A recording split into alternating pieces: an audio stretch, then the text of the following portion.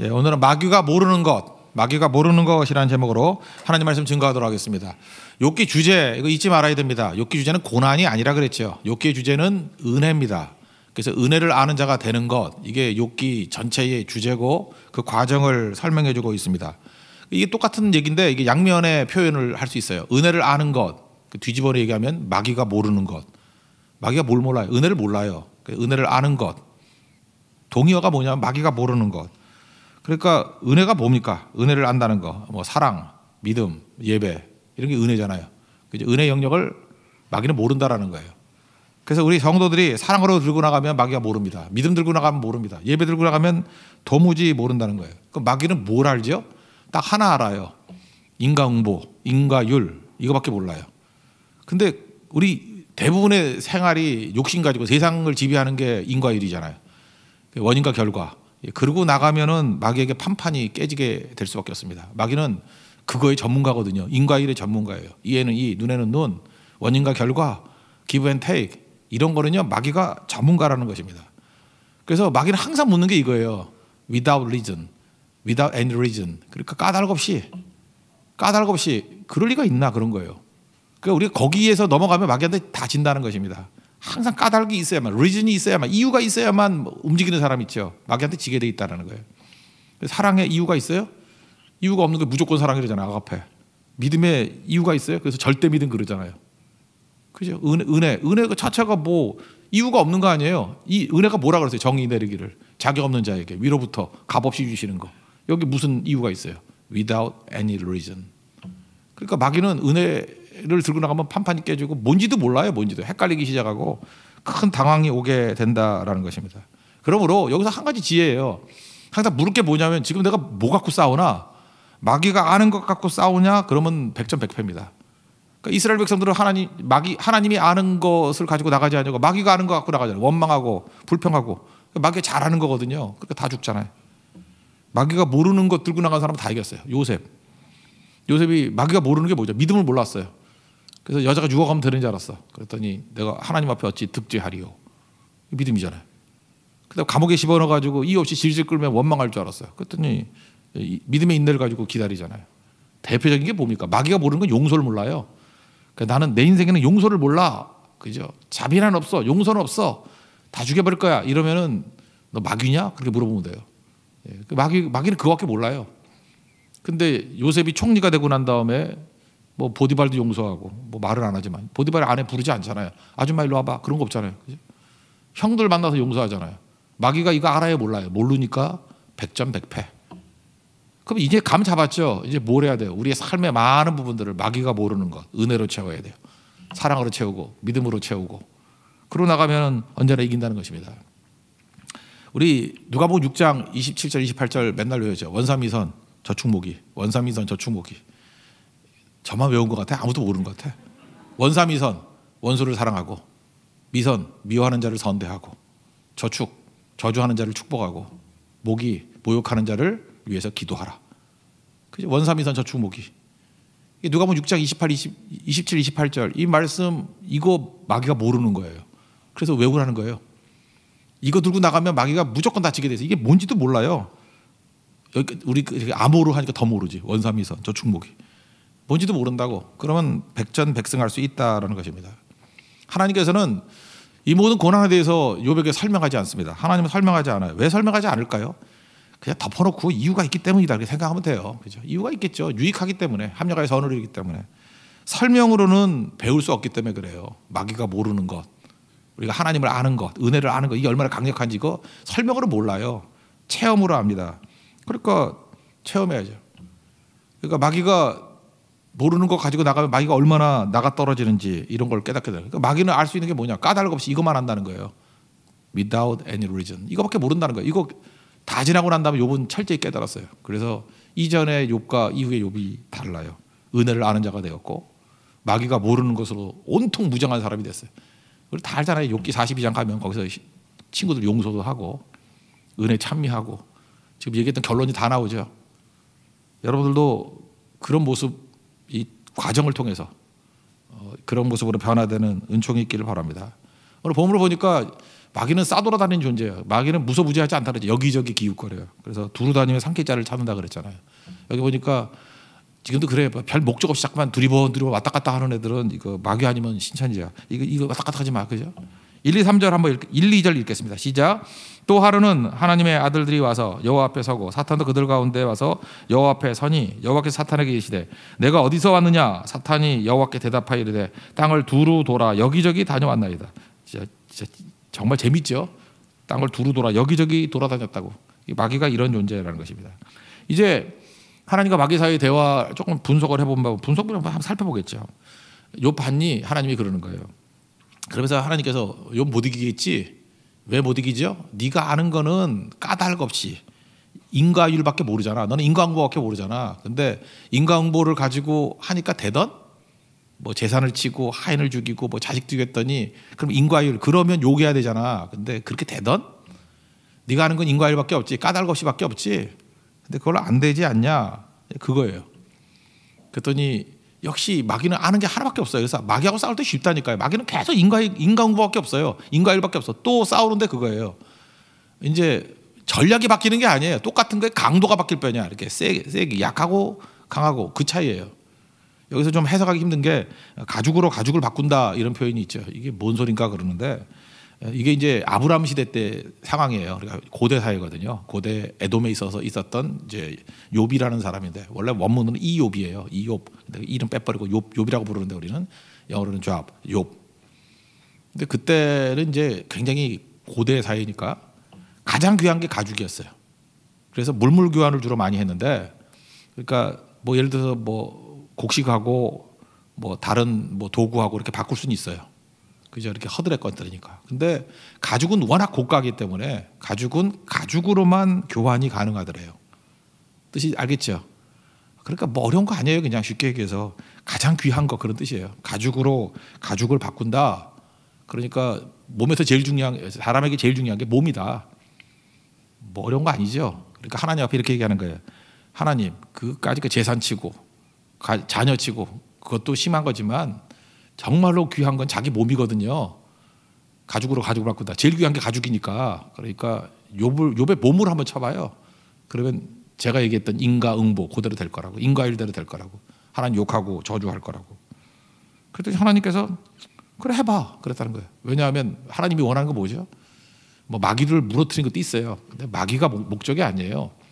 마귀의 그 까닭 없이라고 들고 나오는 인과율이 욥에게는 아무 힘도 없다라는 것도 보여주는 거지만 욥 자신에게 배우라는 거죠. 마귀의 공격이 이런 거라고. 이거 계속해서 마귀가 모르는 것 믿음으로 대응해버리면 찬양으로 대응해버리면 마귀는 지게 된다. 그거를 알려주는 것입니다. 단 제한 조건이 있죠. 생명에는 손대지 마. 3절부터 6절까지 읽겠습니다. 시작. 여호와께서 사탄에게 이르시되 내가 내 종 욥을 주의하여 보았느냐. 그와 같이 온전하고 정직하여 하나님을 경외하며 악에서 떠난 자가 세상에 없는지라. 내가 나를 충동하여 까닭 없이 그를 치게 하였어도 그가 여전히 자기 온전함을 굳게 지켰느니라. 사탄이 여호와께 대답하여 이르되 가죽으로 가죽을 바꾸오니 사람이 그의 모든 소유물로 자기의 생명을 바꾸올지라. 이제 주의 손을 펴서 그의 뼈와 살을 치소서. 그리하시면 틀림없이 주를 향하여 욕하지 않겠나이까. 여호와께서 사탄에게 이르시되 내가 그를 내 손에 맡기노라. 다만 그의 생명은 해하지 말지어다. 그러니까 뭐예요? 마귀가 아는 거는 인과응보밖에 모른다니까요. 마귀가 모르는 게 뭐예요? 믿음이죠. 그러니까 한번 더 해봐. 네가 모르는 게 있어. 믿음이 있거든. 믿음으로는 너 저 못 이길걸? 그 얘기예요. 그러니까 마귀의 한계 이런 걸 보여주는 거죠. 그래서 몸을 찾는데 종기가 생겼습니다. 종기 발바닥부터 정수리까지 온몸이죠. 온몸에 종기가 생겼습니다. 그러니까 아파 못 견디는 거죠. 그 대상포진 앓는 분들 보니까 그렇게 힘들어하대요. 고통스럽고 막 면도칼로 이렇게 자르는 것 같다 그러는데 뭔 뜻인지 모르겠어요. 대상포진에 걸린 적이 없어가지고. 근데 대상포진 걸렸던 분들 굉장히 힘들어 하시는 것 같더라고요. 제가 이렇게 종교개혁가 가운데 마틴 루터가 있죠. 마틴 루터 글 읽다가 얼마나 웃었는지. 웃으면 안 되는데. 이분은 요로 결석이 걸렸어요. 마틴 루터.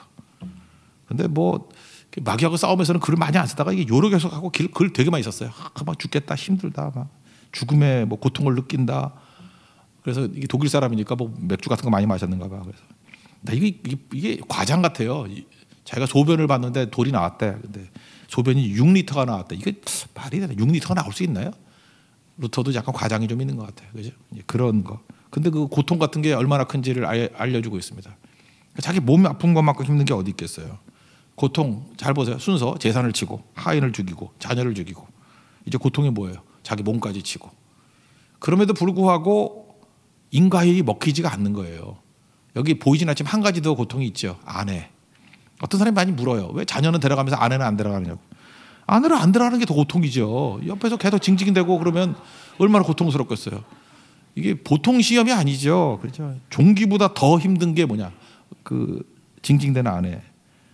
그 남자들은 다 알 걸, 그죠? 미치는 거죠, 그죠? 그러지 않아도 힘들어 죽겠는데 이 말로 계속 공격하면은 우리 그 고통에 한번 동참해 봅시다. 7절부터 9절까지 한번 보겠습니다. 시작. 사탄이 이에 여호와 앞에서 물러가서 욥을 쳐서 그의 발바닥에서 정수리까지 종기가 나게 한지라.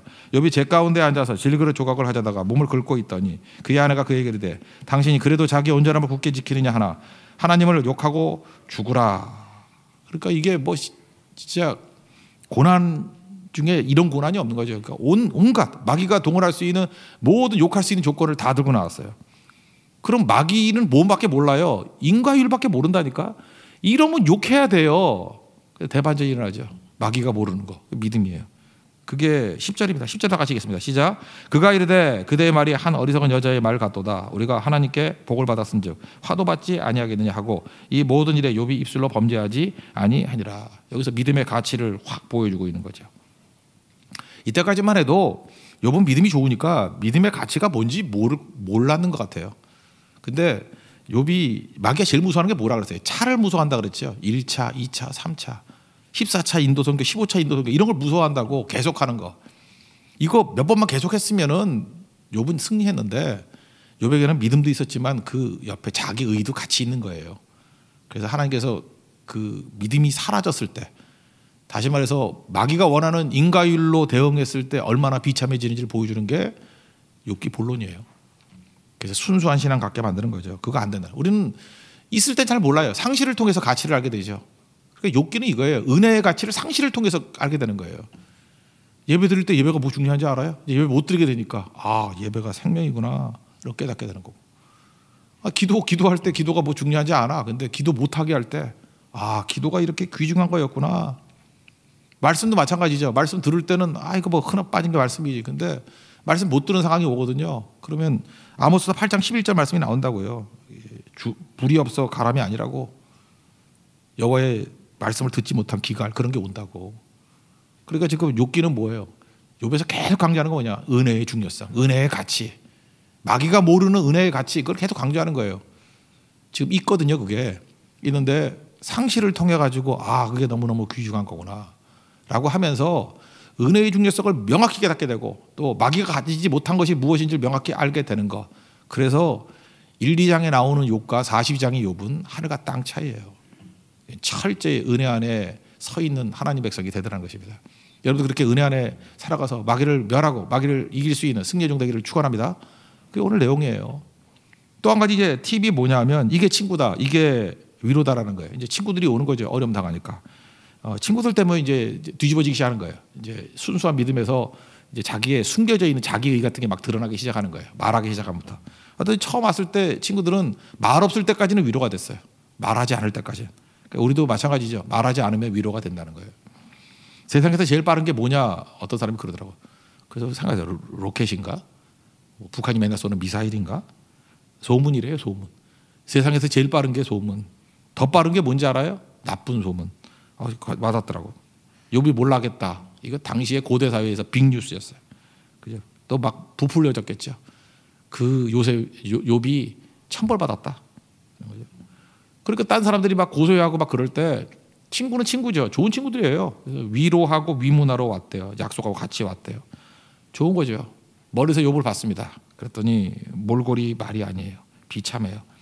그래서 고대 사회의 그 중동 쪽의 슬픔의 표현은 통곡하는 게 소리내서 울고 옷을 찢고 티끌, 재를 머리에 날리고 그리고 7일 동안 밤낮으로 같이 앉아 있었대요. 좋은 친구죠. 이거 할 수 있어요? 여기 살 수 있는 사람 그리 많지 않을 거라고 생각을 합니다. 한마디 말도 없었어요. 위로자예요. 우리가 위로가 필요합니다. 위로자가 돼야 된다는 것입니다. 11절부터 13절까지 읽겠습니다. 시작. 그때 욥의 친구 세 사람이 이 모든 재앙이 그에게 들었다 함을 듣고 각각 자기 지역에서부터 이르렀으니 곧 대만 사람 엘리바스와 수아 사람 빌닷과 나아맛 사람 소발이라. 그들이 욥을 위문하고 위로하려 하여 서로 약속하고 오더니 눈을 들어 멀리 보매 그가 욥인지를 알기 어렵게 되었으므로 그들이 일제히 소리질러 울며 각각 자기의 겉옷을 찢고 하늘을 향하여 티끌을 날려 자기 머리에 뿌리고 밤낮 7일 동안 그와 함께 땅에 앉았으나 욥의 고통이 심함을 보므로 그에게 한마디도 말하는 자가 없었더라. 지금 우리 코로나 바이러스, 뭐 경제적인 어려움들, 뭐 질병, 뭐 이런 것도 되게 많습니다. 우리 주변에 욥이 많아지고 있는 것 같아요. 고통당하는 친구가 많습니다. 우리가 좋은 위로자 돼야 됩니다. 어떤 사람이 어려움 나갈 때 여러분 그 유혹에 빠지면 안 돼요. 최악이 뭐냐 하면 꼴 좋다, 고소하다, 속 시원하다, 뒤에서 웃고.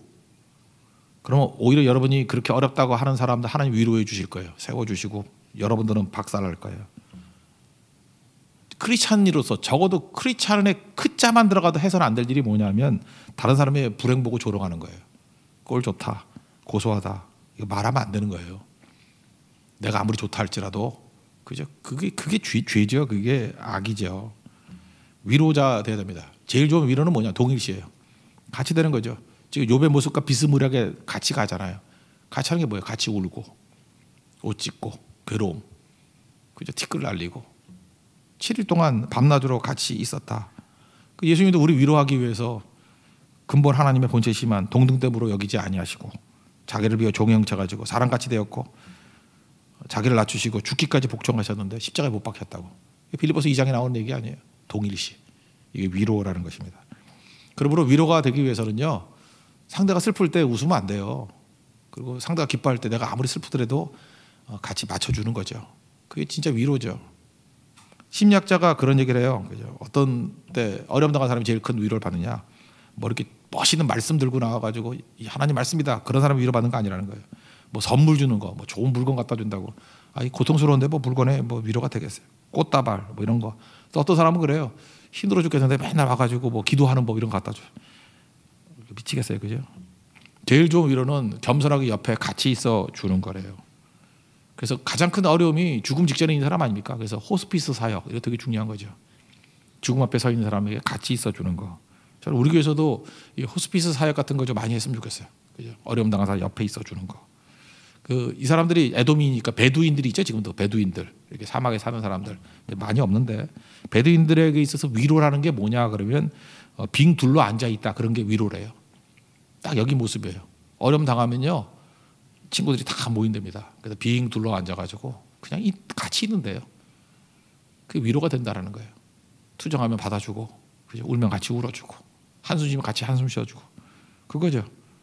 우리 슬픔과 서러움은 다른 거예요. 서러움은 뭐죠? 고난 당하면 서러워져요. 서럽다는 건 뭐냐면 존재가 무너지는 거예요. 슬픈 것보다 더해요. 서러워요.